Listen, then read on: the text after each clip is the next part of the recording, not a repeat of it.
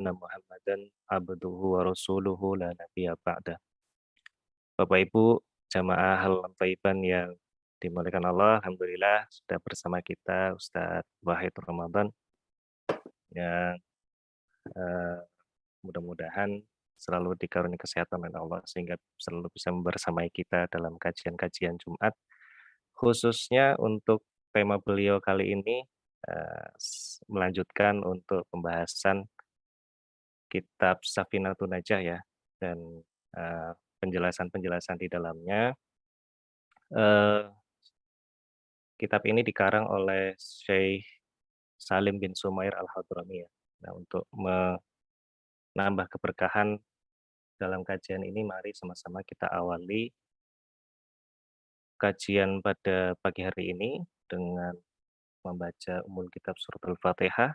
Khususnya kita hadiahkan juga untuk beliau sang mu'alif, penulis dari kitab ini. Mudah-mudahan kita bisa mendapatkan ilmu yang bermanfaat dan juga pemahaman yang baik dari apa yang akan dipaparkan nanti. Ala hadiniyah wa kulli natin sholihah. Al-Fatihah. Bismillahirrahmanirrahim. Bismillahirrahmanirrahim. Alhamdulillahirabbil alamin. Ar-Rahmanir-Rahim. Maliki yaumiddin. Iyyaka na'budu wa iyyaka nasta'in. Ihdinas siratal mustaqim.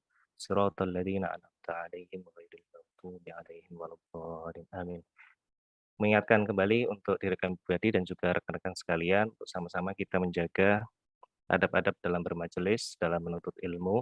Bagi Bapak Ibu yang bisa menghidupkan kamera, silakan, dan juga menyimak kajian hingga selesai. Jika ada pertanyaan, Bapak Ibu silakan bisa dituliskan dalam kolom chat atau nanti bisa dijawab kepada kami secara langsung atau kepada Ustadz.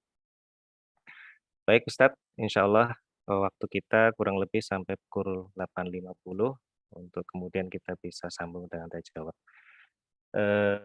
Pekan lalu, maaf bukan pekan lalu ya, pertemuan sebelumnya, kalau tidak salah kita sudah sampai pada bab istinja ya Ustadz ya, dan juga sebelumnya ada terkait alamatul wudhu ya kalau salah. Yeah. Dan hari ini mungkin kita akan lanjutkan dengan tema yang lain. Bapak Ibu yang belum berkesempatan untuk melihat kajian yang sebelumnya, silakan nanti bisa berkunjung ke YouTube DKM, khususnya untuk yang part Safinatun Najah yang sebelumnya. Baik Ustadz, silakan kepada Ustadz, insyaallah. Baik, Bismillahirrahmanirrahim. Assalamualaikum warahmatullahi wabarakatuh. Alhamdulillah, alhamdulillahi rabbil alamin. Wabihi nasta'in ala umurid dunya waddin.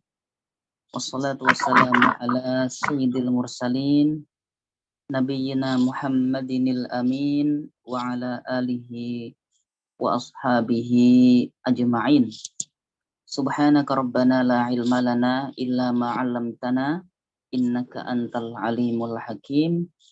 Subhanaka la fahma lana illa ma fahamtana innaka antal jawadul karim. Rabbana zidna ilma warzuqna fahma. Allahumma amin ya rabbal alamin. Bapak Ibu para jamaah di Musholah Halalan Thayyibah yang dirahmati Allah Subhanahu wa taala. Semoga pagi ini semuanya dalam kondisi sehat walafiat, mendapatkan kasih sayang Allah Subhanahu wa taala, dijaga kita semua dan keluarga. Insyaallah materi kita di kitab Safinatun Najah memasuki pembahasan tentang wudhu. Untuk wudhu, memang karakter dari kitab Safinah ini, Syekh Salim bin Sumair, beliau memberikan panduan yang singkat sehingga memang nanti kita perlu pengayaan ya di setiap bab pada kitab ini. Nah, kita masuk pada fi faraidil wudu, bab terkait dengan fardu-fardunya wudhu. Maksudnya hal-hal yang harus dipenuhi ketika kita berwudhu, yang tanpanya maka wudhu kita dianggap tidak sah. atau biasa kita kenal dengan rukun wudu. Furudul wudu'i sittatun. Rukunnya wudu ada 6. Kadang-kadang kita biasa wudu tapi rukunnya yang mana? Nah, ini harus mulai betul-betul hafal nih ya. Ini kalau di pondok pesantren, ini kitab ini dihafal. Jadi nggak cuma dikaji begitu, cuman memang dihafal kayak Al-Qur'an aja gitu, dihafal luar kepala. Nah, minimal kita hafal urutannya saja, misalnya apa saja itu yang 6 dari fardu-fardu wudu ini. Al-awwalu an-niyah. Wudu rukun pertamanya niat. Asani yang kedua ghuslul wajhi, membasuh wajah. Yang ketiga ghuslul yadaini ma'al mirfaqain, membasuh kedua tangan beserta siku. Jadi siku pun harus basah. Ya.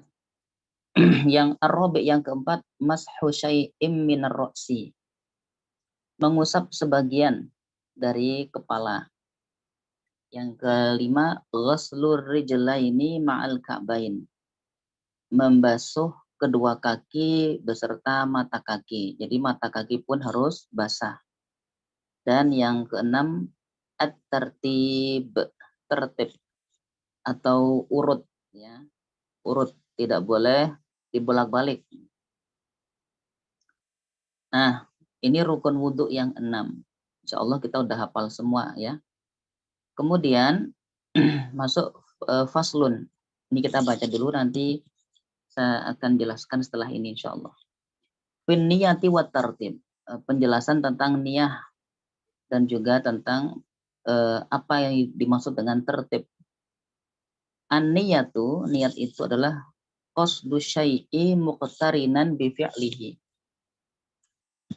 Meniatkan atau menyengaja melakukan sesuatu bersamaan dengan melakukan perbuatan tersebut. Makanya niat itu ketika wudhu kapan? Saat kita basuh wajah, itulah niatnya. Wa mahalluha al-qalb, tempat niat itu ada di hati. Wa talaffudzu biha sunnatun,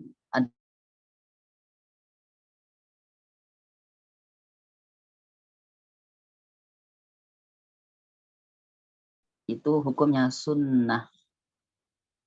Wa waqtuha, kapan niat itu, atau kalau kata orang Jawa mah kerentek hati. Kapan itu harus ada kerenteknya hati itu? Inda ghusli awwali juz'in minal wajhi, ketika pertama-tama membasuh bagian dari wajah. Nanti akan dijelaskan lebih jauh tentang niat ini. Kemudian at-tartib. At-tartib artinya apa? Alla yuqaddamu udwun ala udwin. Hendaknya tidak didahului satu anggota wudhu oleh anggota wudhu yang lain. Maksudnya harus urut ya. Tidak boleh kaki mendahului mengusap kepala. Ini yang dimaksud dengan at-tartib. Baik, kita bersama kitab Safinatun Najah, mungkin di bab ini dulu. Selanjutnya akan saya jelaskan lebih rinci tentang masalah wudhu ini. Ya, karena ini ringkas sekali memang. Tidak disebutkan misalnya syarat sahnya wudhu, kemudian pembatal wudhu, ini tidak disebut. Padahal itu pun bagian yang tidak terpisahkan ketika kita membahas tentang masalah wudhu. Karena setelah ini sudah masuk pembahasan air ya. Jadi sebelum kita masuk ke ahkamil ma atau hukum-hukum air, kita tuntaskan dulu nih sekalian tentang masalah wudhu. Bapak Ibu yang dirahmati Allah, nah ini kelihatan ya. Nah, kita bahas Belum, dari yang Ustaz. pertama. Belum kelihatan. Belum muncul.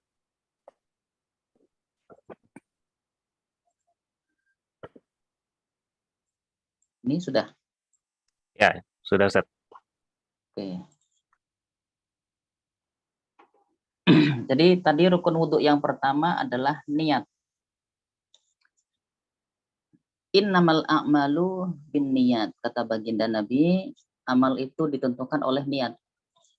Misalnya ada orang sama-sama melakukan gerakan wudhu, membasuh wajah 3 kali, tangan sampai siku 3 kali, seterusnya. Tapi kalau niat dia hanya biar seger, maka itu tidak mengangkat hadas kecil. Dia tidak kemudian sah melaksanakan sholat. Kenapa? Karena tidak niat untuk wudhu. Niatnya cuma seger-seger saja. Tapi kalau niatnya mengangkat hadas sekalian biar seger, nah itu dua-duanya dapat. Maka memang namanya niat itu adalah pembeda antara ibadah dengan adah. Adah itu maksudnya adat ya. Adat antara adat dengan ibadat itu yang membedakan adalah niat. Nah, niat tadi kan tempatnya di hati ya. Walaupun misalnya tidak melafalkan nawaitul wudu'a, tapi kalau dalam hati itu memang niatnya wudhu, maka sudah cukup. Dia sudah sah setelah itu untuk melaksanakan sholat. Lah kapan pertama kali niat di dalam hati itu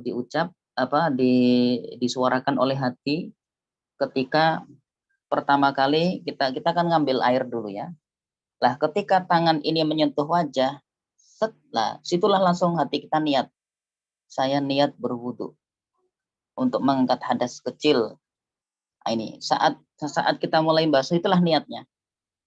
Adapun kalau seseorang mengucap nawaitul wudu alirofil hadasi, itu biasanya sebelum membasuh wajah. Jadi itu hanya untuk menghadirkan, memfokuskan agar kita semakin mantap ketika nanti meniatkan wudhu di dalam hati. Dalam mazhab Syafi'i memang melafalkan niat itu adalah hukumnya sunnah. Walaupun dalam mazhab yang lain beda-beda pendapat ya, ada yang mengatakan makruh justru. Tapi sudahlah kita mengikuti apa yang sudah biasa kita kaji di pesantren-pesantren kita, menjadi kitab-kitab rujukan kita, karena memang di Indonesia ini mayoritas menggunakan mazhab Imam Asy-Syafi'i rahimahullahu taala. Ya. Tapi adapun yang tidak melafalkannya ya enggak masalah. Jadi ini hukumnya hanya sunnah dalam mazhab Syafi'i, kalaupun tidak ya tetap sah saja asalkan hatinya niat. Kemudian syarat niat sendiri itu pun ada syaratnya. Apa di antaranya? Islam. Orang kalau non muslim walaupun dia niat gak akan sah wudhunya. Tamyiz, dia sudah sekitaran umur 7 tahun Hijriyah. Tamyiz itu adalah ketika seorang anak bisa ukurannya bisa toilet training sendirilah gitu ya. Udah bisa kalau pipis cebok sendiri, bisa bedain mana roti mana api, itu berarti dia sudah mumayyiz. Kemudian tidak melakukan perbuatan yang menyebabkan batalnya wudhu. Misalnya sedang wudhu tapi di saat wudhu dia murtad. Atau ketika wudhu dia sambil niat untuk buang angin, untuk kentut misalnya. Maka niatnya tadi batal. Atau niatnya digantung. Saya niat wudhu, tapi kalau nanti Mas Anton datang, saya batal. Nah ini berarti digantung niatnya. Nggak sah yang seperti itu. Saya wudhu niat wudhu. Tapi kalau tiba-tiba abang paket datang, saya tinggalin wudhunya. Dan dari awal udah niat begitu, maka tidak sah. Niatnya tidak sah. Juga tidak was-was. Maka ini penyakit was-was, ini harus betul-betul diwaspadai dan dihindari sekuatnya ya. Usir jauh-jauh namanya was-was. Orang ketika wudhu was-was itu biasanya apa yang terjadi? Yang terjadi biasanya sampai bajunya basah semuanya. Sampai wajahnya diusap 5 kali, 6 kali. Merasa selalu saja kayaknya ada yang belum basah. Itu namanya was-was. Itu penyakit. Kalau nggak dilawan nggak akan sembuh itu sampai kapanpun. Ya, ini perlu diterapi dan perlu niat untuk sembuh. Namanya was-was. Baik, itu untuk terkait dengan niat. Selanjutnya, ini tadi sudah ya. Islam, tamyiz, sadar apa yang dikerjakan. Jadi kalau orang ngantuk, ngigau, wudhu, ini dia nggak sah. niatnya tidak digantung, sudah tidak was-was dan jelas sebabnya. Apa maksudnya ini jelas sebabnya ini? Jadi kalau kita mau wudhu, itu ada dua alasan seseorang berwudhu kan. Pertama, dia wudhu untuk mengangkat hadas besar, hadas kecil. Artinya dia udah batal, misalnya udah kentut. Misalnya dari maghrib sampai isya, dia mau sholat isya. Kemudian dia jelas tadi setelah maghrib sudah kentut. Maka dia niatnya adalah untuk mengangkat hadas kecil. Tapi ketika dia misalnya yakin belum kentut, tapi pengen wudhu, ketika adzan isya dia wudhu, itu niatnya bukan mengangkat hadas kecil, tapi niatnya adalah tajdidul wudhu, memperbarui wudhu. Nah, ini. Lah kalau dia misalnya ragu-ragu, saya ini udah batal belum ya? Wudhu aja deh. Lah wudhu aja deh itu nggak bisa kemudian niatnya apa kalau wudhu aja deh gitu kan? Harus dimantapin. Kalau memang dia pengen tajdid, ya diyakini tadi belum batal, saya pengen tajdid, pengen memperbarui. Tapi kalau cuman wudhu aja deh, niatnya nggak jelas tuh. Kok misalnya dia nggak ingat kalau udah kentut, akhirnya dia berniat untuk aku memperbarui wudhu aja deh, ditajdid wudhunya. Udah wudhu, kemudian masuk dalam sholat, ketika rakaat kedua dia ingat, ternyata tadi pas ngobrol itu kentut. Nah, dia baru ingat bahwa tadi udah kentut, maka wudhunya barusan, karena niatnya barusan itu wudhunya hanya tajdid, hanya memperbarui wudhu, maka dia otomatis tidak mengangkat hadas kecil, berarti dia harus keluar dari sholat, dia nggak sah sholatnya. Karena wudhu barusan ini ketika setelah adzan isya adalah apa? Mentajdid, bukan mengangkat hadas kecil. Nah makanya kalau untuk melawan biar agak ragu-ragu gimana? Batalin aja sekalian.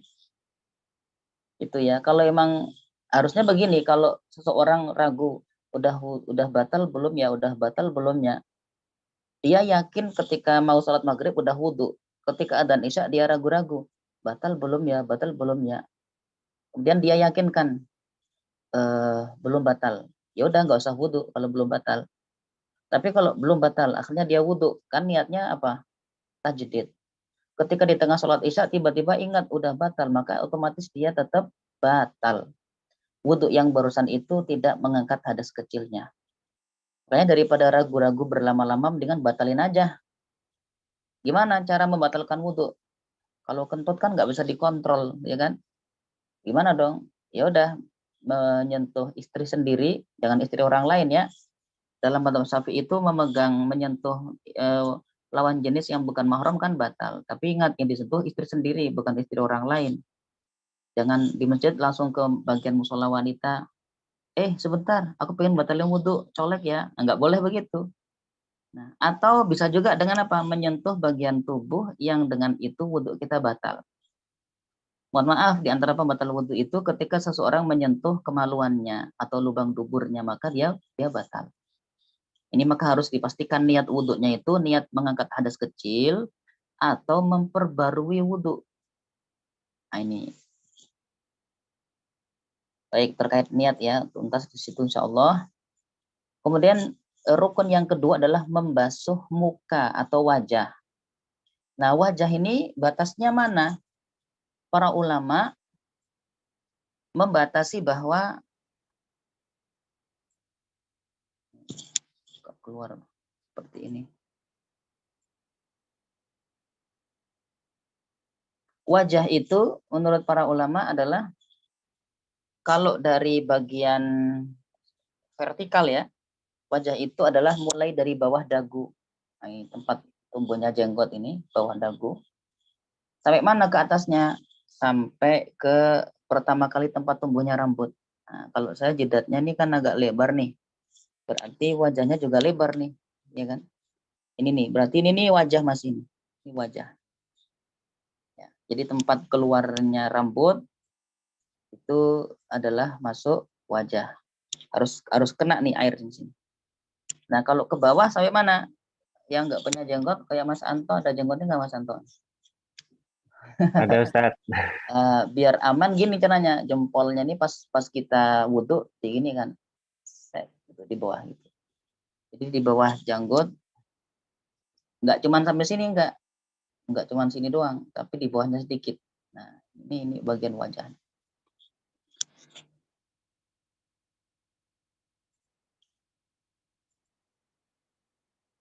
Nah, adapun yang ke samping ya, yang ke samping adalah dari sini nih.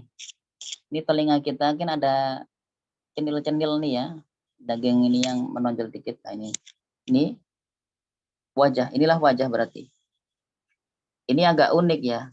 Coba ke wajah antum kalau dilihat lebih panjang yang vertikalnya apa horizontalnya nih? Kenapa ya? Ntar ya, saya tutup dulu ya. Ada aja nih.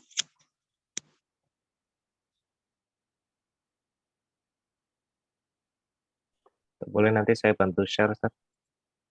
Saya kirim aja ke Mas Anto apa? Boleh, monggo.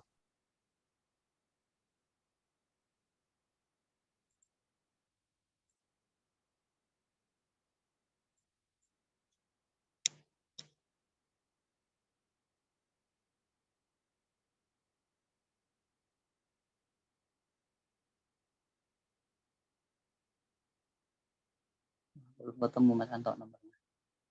Udah apa deh? Dalam, Ustaz? Ntar Belum kita bisa. ulang. Oh ya. Nah, ini.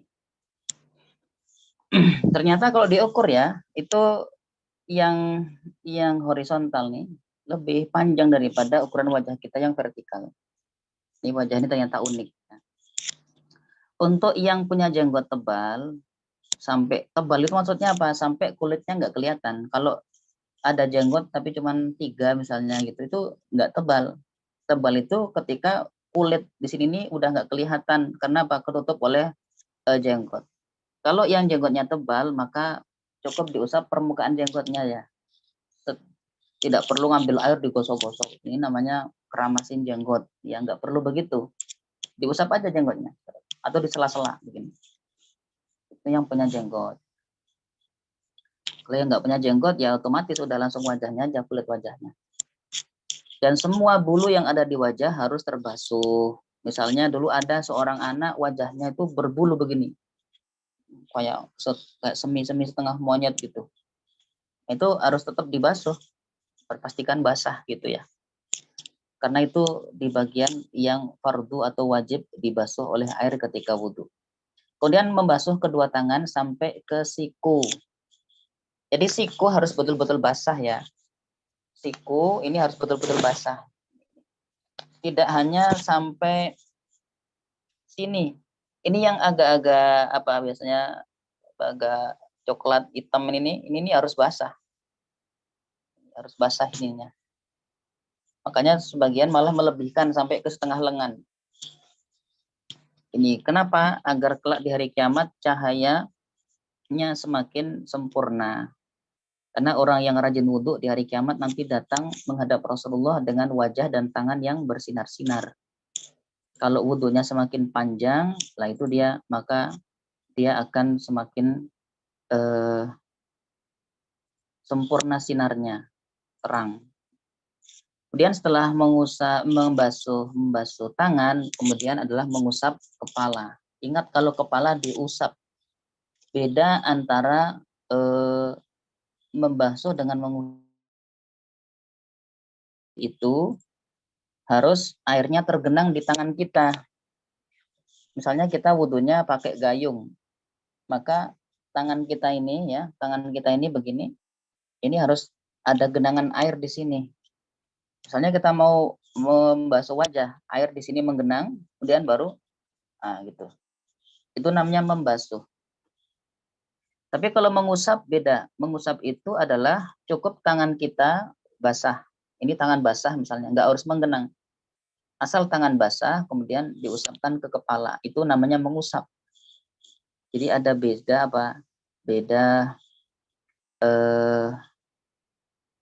pengertian antara membasuh dengan mengusap. Agak error nih. Tutup dulu ya.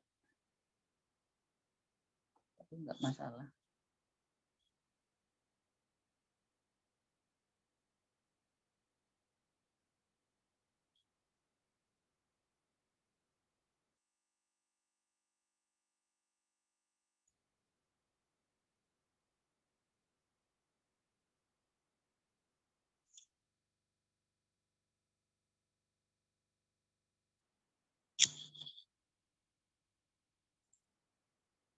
Boleh dikirim kan, nanti saya bantu share. Nah, nomor antum belum ketemu ketumpuk di WhatsApp. Oh, saya sudah chat ke Ustadz. Oh iya, Biar paling atas. semoga nih bisa nih. Nanti saya kirim habis materi. Oh, baik. Semoga ini nggak ada trouble nih. Nah, jadi itu mengusap ya. Kalau dalam mazhab Syafi'i mengusap itu hanya dengan sebagian saja, walaupun satu helai rambut itu udah sah. Dengan catatan rambut yang ada di kepala ya, rambut yang ada di kepala nih. Ini kalau diusap, ini aja udah sah nih. Tapi kalau dalam mazhab Malik dan mazhab Ahmad, ini harus seluruh kepala yang diusap. Gimana prakteknya? Dalam mazhab Malik dan mazhab Imam Ahmad, maka tangan ini tangan basah ya, tidak perlu menggenang begini airnya, basahin doang, basahin. Kemudian prakteknya begini, seluruh. Kemudian dibalik. Ini kalau dalam mazhab Malik begitu, harus semuanya, semua rambut ini harus kena usapan. Kalau dalam mazhab Imam Abu Hanifah atau mazhab Hanafi minimal seperempat. Kenapa? Karena telapak tangan kita ini ternyata adalah seperempat dari kepala kita. Makanya harus minimal seperempat. Ini baru namanya mashur ra'si. Dan ada pergerakan walaupun sedikit seret gitu. Ada pergeseran tangan, seret, ada pergerakan walaupun sedikit. Kalau dalam mazhab Syafi'i tidak, walaupun hanya satu helai aja. Cuman kan kita ya nggak mungkin kan cuman ngambil satu rambut dibasahin gitu kan nggak mungkin. Katakan cuman jari doang nih basah terus set, itu udah sah dalam mazhab kita, mazhab Syafi'i. Nah, jika kepala tertutup rambut, ini maka cukup usap rambutnya karena aslinya kan kulit kepala aslinya ya. Tapi ketika kepala kita tertutup rambut, maka rambut ini udah cukup mewakili kepala karena rambut kita di kepala. Tapi jika rambutnya misalnya sampai 1,5 meter atau 2 meter, kemudian dia males banget nih mau buka jilbabnya atau buka imamahnya, sehingga apa? Dia ambil ujung rambut di yang ada di misalnya di apa yang ada di belakang 1 meter kan, 1 meter dia ambil ujungnya diusap, nggak sah karena itu rambut bukan di kepala. Walaupun akarnya di kepala, tapi posisi rambut itu bukan rambut di wilayah kepala. Jelas maksudnya ya? Jadi harus rambutnya di sini.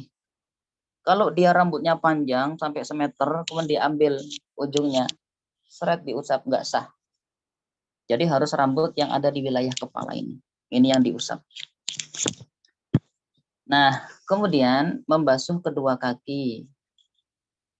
Setelah selesai kepala, berapa kali kepala yang wajib? Sekali. Dan memang sekali itu yang sebenarnya ya, mengusap kepala itu.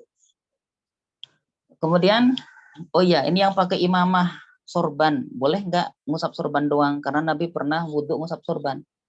Nah, boleh apabila sudah ngusap sebagian rambut kepala. Seret, sisanya sorbannya, nggak apa-apa.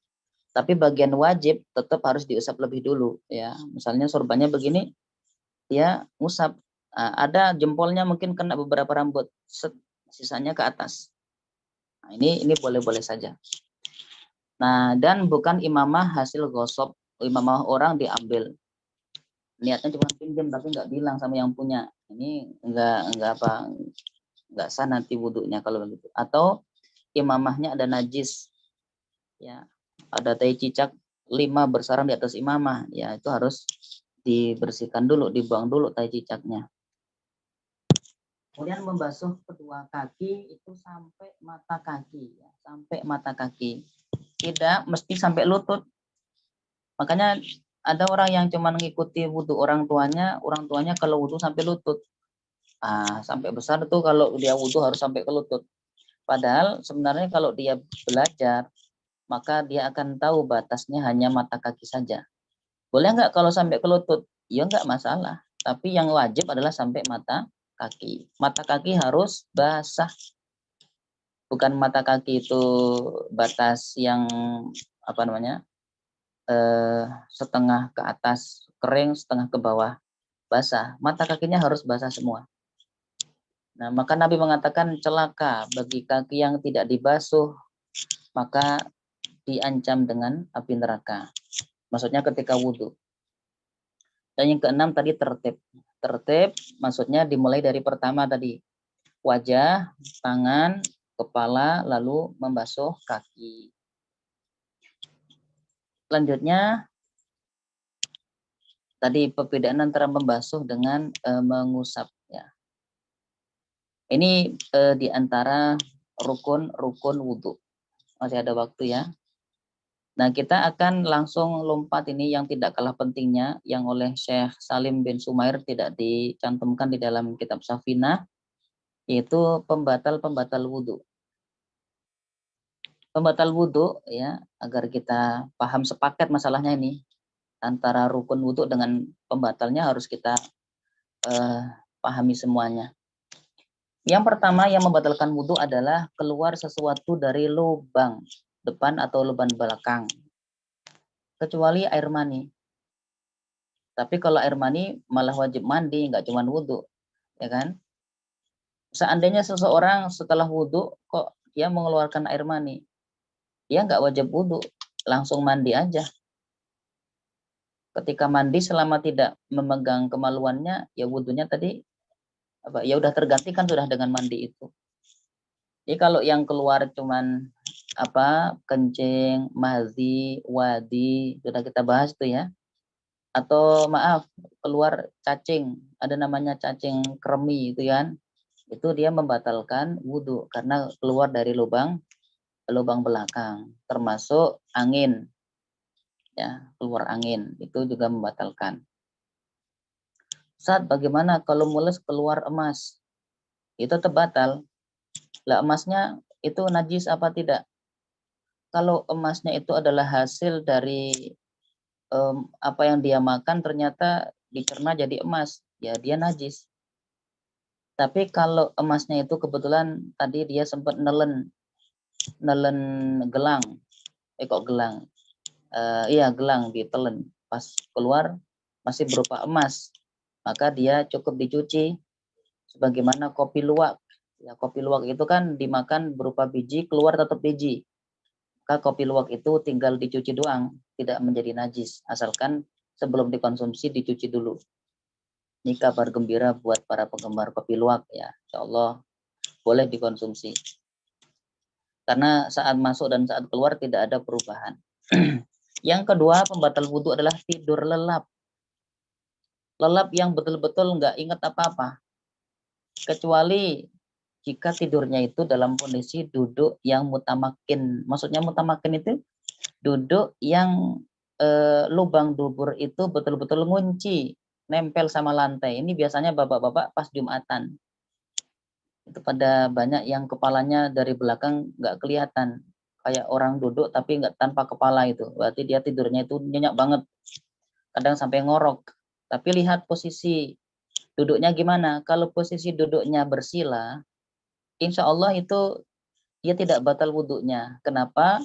Al-ainu wika usahi. Karena mata itu adalah kuncinya lubang dubur.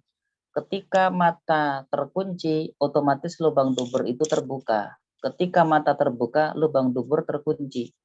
Nah, kalau kita posisi tidur lelap, itu lubang dubur kan terkunci ya, terbuka ya. Kecuali kalau seseorang itu dia duduk dengan posisi tadi, lubang duburnya itu memang tertekan saat dia duduk, kayak orang bersila. Tapi kalau dia misalnya duduknya itu dengan satu kaki diangkat, nah kalau gitu dia tidak ada jaminan, maka tetap batal wudhunya. Maka bapak-bapak misalnya kok terpaksa posisinya biar aman ya, terpaksa nggak kuat kantoknya, ini saya bukan merekomendasikan buat tidur pas Jumatan. Maksudnya kalau memang akhirnya kepala itu tertunduk dan biar aman, ya duduknya bersila aja. Duduk bersila karena itu namanya duduk yang ala hayat mutamakin. Posisi yang aman dan terkunci lubang duburnya. Tapi kalau tidurnya miring, apalagi tengkurap, ya jelas itu batal wudhu kita. Kecuali kalau tidurnya tidur ayam. Jadi walaupun dia kayak tidur, tapi apa yang terjadi di sekitarnya itu ada orang ngobrol tuh kadang masih didengar. Gitu. Kalau itu tidak membatalkan wudhu. Yang ketiga, hilang akal. Hilang akal ini membatalkan wudhu, baik itu karena gila, pingsan, mabuk, atau karena obat, itu membatalkan wudhu. Yang keempat, menyentuh kemaluan anak Adam. Menyentuh kemaluan anak Adam dengan telapak tangan. Telapak tangan yang dalam ya, ini yang putih nih. Kalau menyentuhnya dengan belakang, ini dengan punggung telapak tangan, maka tidak membatalkan. Makanya ini ibu-ibu misalnya yang punya bayi, udah mau wudhu, udah sholat, udah wudhu, bayinya ngompol. Kadang harus ganti popok. Lah ketika ganti popok, tangannya nyentuh si Joni itu. Maka dia harus wudhu lagi karena batal. Karena menyentuh kemaluan anak Adam. Ya, kalau anak kucing enggak apa-apa, anak kucing mah. Tapi kalau anak Adam, ya kan tapi bapaknya bukan Adam, Ustaz. Maksudnya manusia. Ya kita kan semuanya anak Adam nih. Baik itu kemaluan sendiri atau kemaluan orang lain membatalkan wudhu. Ustaz, mosok kemaluan orang lain. Orang lain itu maksudnya anak, bayi misalnya gitu. Ya, maka itu batal wudhunya. Baik, ini yang selanjutnya yang membatalkan wudhu adalah bersentuhan. Ini bersentuhan ini agak panjang pembahasannya nih, bersentuhan. Ya, error lagi. Bentar. Waktunya terus berjalan ya.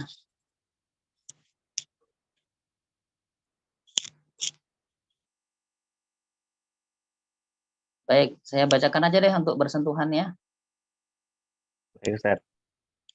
Bersentuhan itu membatalkan wudhu dengan catatan atau dengan syarat. Satu, bersentuhannya itu adalah antara laki-laki dan perempuan. Kalau laki-laki sama laki-laki nggak batal. Yang kedua, ini tanpa pembatas, walaupun tipis. Kalau ada pembatas, misalnya tangannya pakai sarung tangan yang tipis itu dari apa namanya silikon, itu kan kayak nggak ada pembatas, padahal ada. Nah itu dia nggak batal.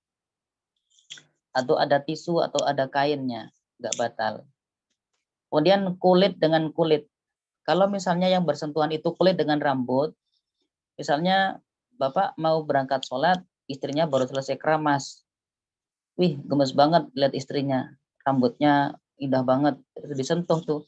Set, Masya Allah. Cantiknya kayak artis Emeron. Nah, itu nggak batal. Kenapa? Karena kulit ketemu rambut. Nah, tapi kalau ternyata kepegang telinganya, ya batal dong. Gitu. Jadi kalau kulit dengan kulit itu baru batal. Jadi kalau misalnya sarangeo pakai gini kan, ketemu kuku sama kuku, set, nah itu nggak batal karena kuku bukan kulit. Selanjutnya sama-sama dewasa, Kalau anak kecil nggak batal, tapi kalau sama-sama udah dewasa, sentuhan setelah wudhu itu batal wudhunya. Dan yang terakhir adalah bukan mahram, ya, bukan mahram. Nah ini mahram nih nanti pembahasannya juga lumayan ya, 1 menit bukan cukup ya. Mahram itu ada 2 macam. Sebab mahram karena nasab, yang kedua karena sesusuan, yang ketiga ada 3 ya, ada yang ketiga itu karena pernikahan. Kalau nasab, mahram karena nasab itu siapa saja yang masuk. Nih biar nanti kalau kita sentuhan kita bisa ngerti batal apa enggak, karena banyak juga mantu nyentuh mertua dianggap batal. Nah mantu sama mertua itu kan dia udah mahram itu ya selama-lamanya ya. Nasab, mahram karena nasab, ayah dan ibu ke atas, kakek, nenek, buyut. Kalau misalnya kita kok ketemu Nabi Adam habis wudhu salim sama Nabi Adam, itu nggak batal. Atau kalau cowok salim sama ibu Hawa, nggak batal. Karena apa? Ayah dan ibu kita ke atas itu mahram. Anak dan keturunan kita ke bawah itu mahram kita semua. Misalnya Ashabul Kahfi itu kan 350 tahun hidup, bangun dari tidur, ketemu cicit yang ke-8. Nah, pas mau wudhu ternyata salaman sama cicitnya yang ke-8, cantiknya kayak istrinya dulu padahal. Ya, tapi itu kan cucu, ya nggak batal. Karena seperti anak sendiri. Ya, jadi ingat iklan kecap Malika ya, seperti anak sendiri. Ya emang cucu itu kan anak sendiri ya. Kemudian saudara dan saudari kandung. Seayah seibu ya kandung itu. Saudara saudari seayah itu juga mahram kita. Saudara saudari seibu itu mahram. Paman ataupun bibi itu mahram. Tapi kalau suami paman apa? Istrinya paman atau suaminya bibi itu bukan mahram kita. Nah, anak saudara atau saudari kita yaitu keponakan itu mahram. Keponakan itu mahram. Ini mahram karena nasab ya. Ada mahram karena susuan. Siapa itu? Bayi yang disusui oleh seorang ibu susu dengan catatan apa? Nyusunya itu usia bayi belum 2 tahun. Kalau udah di atas 2 tahun walaupun nyusu sampai kenyang muntah-muntah nggak ngefek. Jadi bayinya baru 2 tahun atau kurang. Kemudian 5 kali nyusu. 5 kali nyusu, kalau cuma baru disusui 3 kali itu nggak menjadi mahram. Tapi kalau 5 kali dan setiap kali nyusunya itu sampai kenyang. Bayi itu kalau kenyang tandanya 1 dia tidur, 2 dia gumoh ya, muntah susu itu tandanya dia kenyang. Atau dia lepas susunya berarti dia sudah kenyang. Dan susu itu diambil saat si ibu masih hidup. Misalnya seorang ibu susunya diperas, disimpan di kulkas. Kemudian anak tetangganya ternyata satu kulkas penuh tuh, satu freezer. Ibunya meninggal, tapi susunya masih satu freezer penuh. Tetangganya ada yang lahiran, ibunya nggak keluar susu, maka diambilkan dari freezer almarhumah. Otomatis nanti si anak yang dikasih susu dari almarhumah itu, dari susu-susu almarhumah itu, menjadi mahram bagi suami almarhumah dan semua anak-anak almarhumah. Kemudian laki-laki yang mahram adalah siapa yang menyebabkan, misalnya begini, almarhumah tadi punya suami, kemudian suaminya meninggal, sama-sama meninggal berarti kan. Gini, misalnya ada Bu Susi misalnya, Bu Susi hamil dari Pak Ahmad. Nah, Pak Ahmad meninggal, Bu Susi melahirkan, Pak Ahmadnya meninggal. Bu Susi ternyata susunya banyak, sekalian nyusuin katakan Yuli disusuin. Lah, nanti Bu Susi ini nikah lagi sama Pak Mustafa.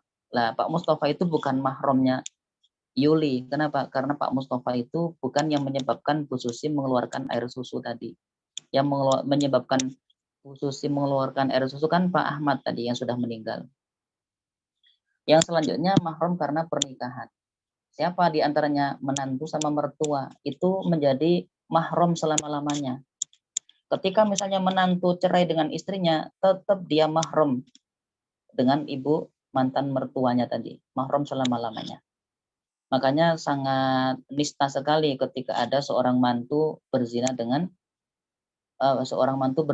mertua, kan dulu pernah ya kasus belum lama itu yang viral itu binatang kalau itu sudah ya, nggak punya nurani manusia.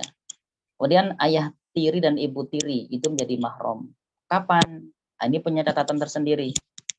Misalnya Pak Ahmad menikahi, Pak Ahmad seorang duda, punya anak Khadijah. Kemudian dia menikahi Bu Aisyah yang punya anak Ali, namanya anaknya Bu Aisyah Ali. ketika akad nikah Pak Ahmad dengan Bu Aisyah, itu si Ali, siapa tadi anaknya Pak Ahmad, si anaknya Pak Ahmad tadi siapa? Khadijah ya. Iya. Khadijah itu gini, Pak Ahmad nikah dengan Bu Aisyah. Bu Aisyah ini punya putri namanya Khadijah ya. Bu Aisyah punya putri namanya Khadijah, Pak Ahmad punya putra namanya Ali, sama-sama duda dan janda punya anak. Kemudian ketika Pak Ahmad nikah dengan Aisyah, ketika akad nikah itu si Khadijah itu belum jadi mahramnya Pak Ahmad. Kenapa? Iya, memang prosedurnya begitu. Tapi kalau Pak Ahmad kemudian sudah melakukan hubungan intim suami istri dengan Aisyah, saat itulah maka Khadijah menjadi mahramnya Pak Ahmad. Demikian juga Ali. Ketika ayahnya menikah dengan Ibu Aisyah, Ali belum jadi mahramnya Bu Aisyah. Tapi ketika sudah terjadi hubungan intim antara Pak Ahmad dengan Bu Aisyah, maka Ali menjadi mahramnya Bu Aisyah. Tapi Khadijah dengan Ali ini bukan mahram karena sudah jadi beda ayah, beda ibu. Walaupun ayahnya dan ibunya menikah pada akhirnya, tapi mereka sebelumnya adalah beda ayah, beda ibu. Maka hati-hati yang tinggal dengan saudara tiri.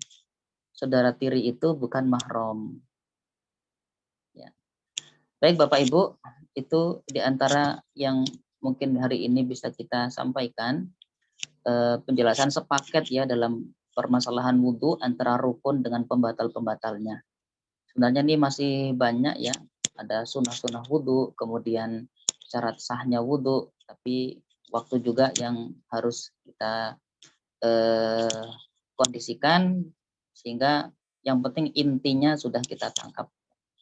Baik Bapak Ibu yang dirahmati Allah, semoga penjelasan ini bisa dipahami dengan baik karena wudhu ini adalah menentukan sah dan tidaknya sholat kita.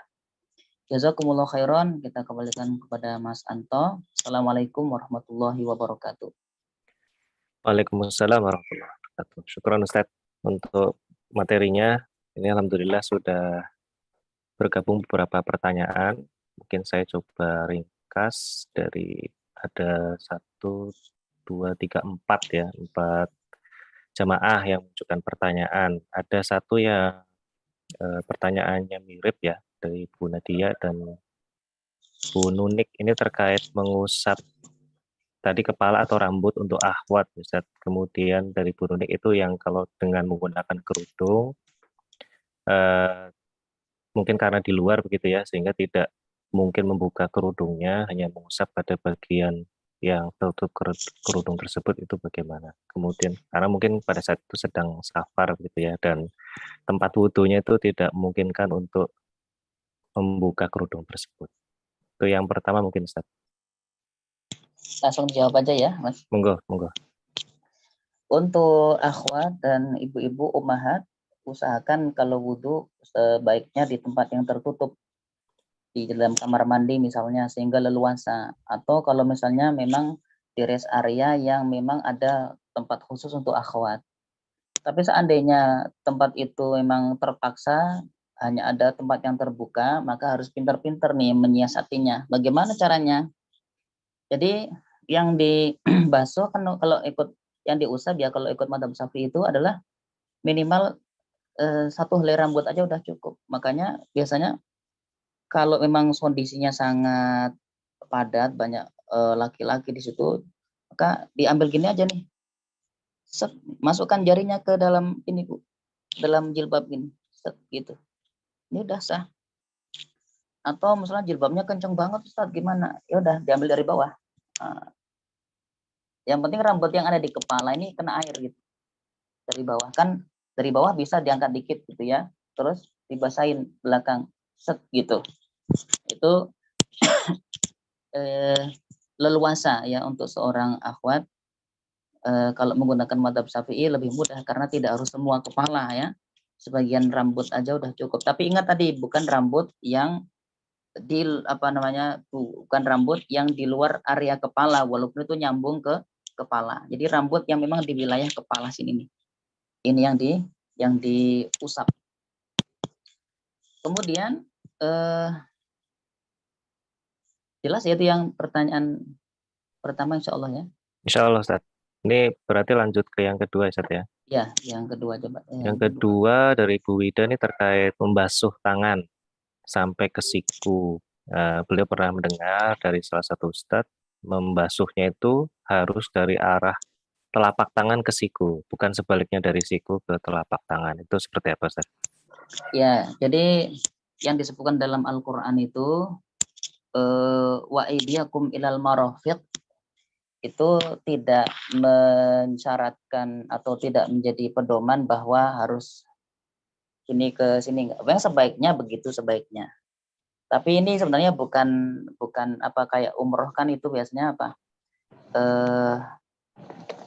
Ayatnya tuh sa'i dari sofa ke marwah ya. Inna sofa wal marwata gitu kan.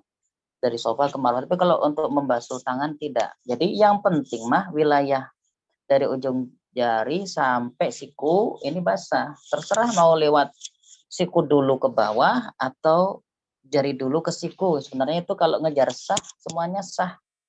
Nggak masalah, nggak ada keharusan dari ujung jari dulu kemudian naik ke siku, nggak ada keharusan begitu.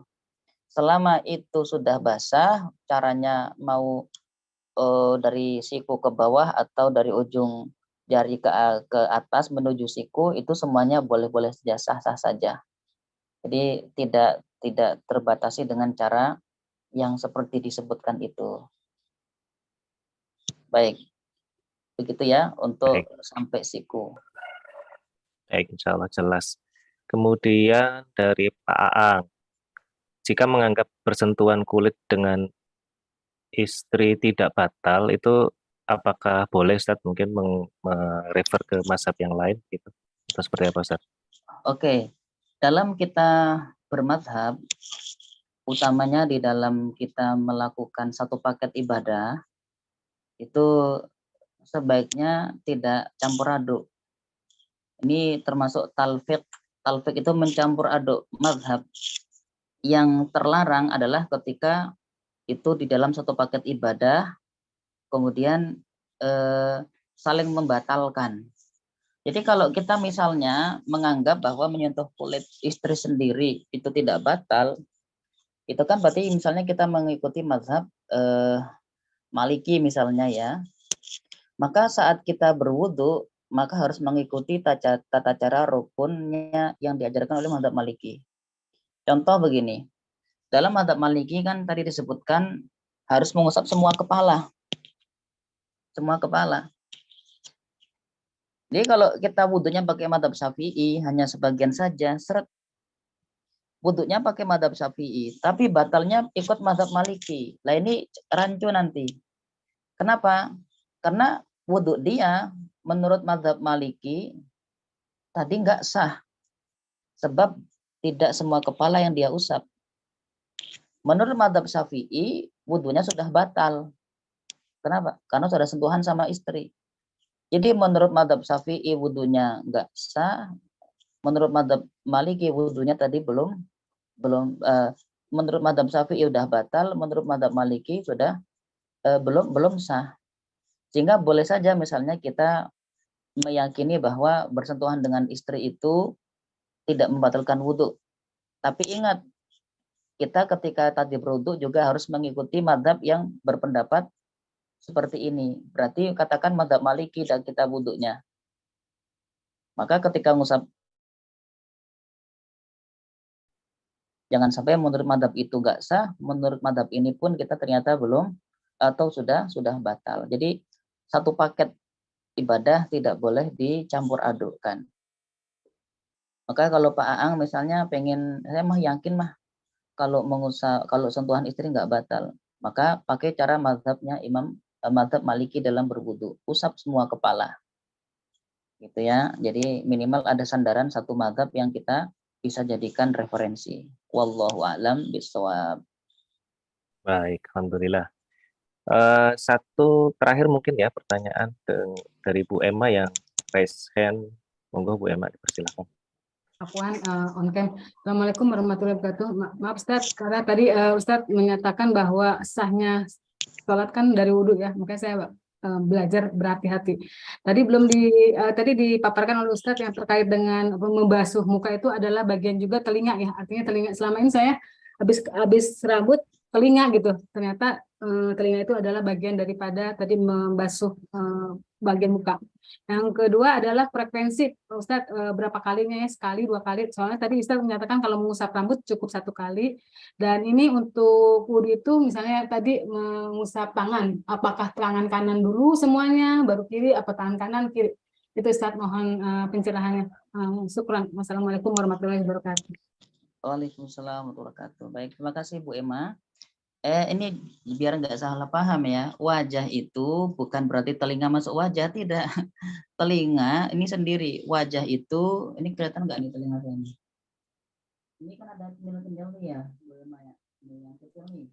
Tonjolan itu ya tadi. Tonjolan kecil ini batas wajah, maka kalau wudhu sini nih, ini nggak ikut, nah, ini bukan wajahnya, ini bukan wajahnya. Wajah ini berarti ini batasan wajahnya.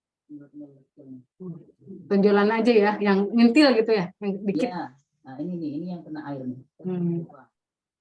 Nah, adapun nanti untuk pembasuhan telinga, kalau telinga hukumnya kan sunnah. Biasanya kapan? Setelah mengusap kepala baru telinga. Gitu doang tuh. Ini sunnah tapi tidak masuk rukun ya. Tadi kan pembahasan kita baru pada tahap rukun wudhu dan pembatal wudhu. Kita belum membahas sunnah-sunnah wudhu ya. Nah, untuk berapa kalinya wudhu itu yang wajib 1 kali. Makanya begini, ketika kita membasuh wajah, yang wajib ini yang sekali ini. Yang kedua, yang ketiga hukumnya sunnah saja. Yang keempat makruh. Maksimal 3 ya. 1 itu yang wajib, yang kedua sunnah, yang ketiga sunnah, yang keempat makruh, bahkan bisa jadi haram. Nah, itu untuk wajah, tangan. Untuk kepala itu 1 doang, sekali aja. Itu. Nah, kalau sampai 3 kali itu bahkan mungkin termasuk bab israf ya, kalau sampai 3 kali bagian kepala. Ya, walaupun tentu masing-masing punya keyakinan lah, ini kita tidak akan masuk, misalnya ada yang berbeda pendapat juga nggak masalah. Tapi kalau saya pribadi berpegangan kalau kepala cukup satu kali. Lah kanan kiri atau kanan kiri. Nah, kalau untuk mengusap tangan dan kaki, maka sempurnakan kanan dulu. Kanan 3 kali, baru kiri 3 kali. Kalau kanan kiri itu namanya Tai Chi Master.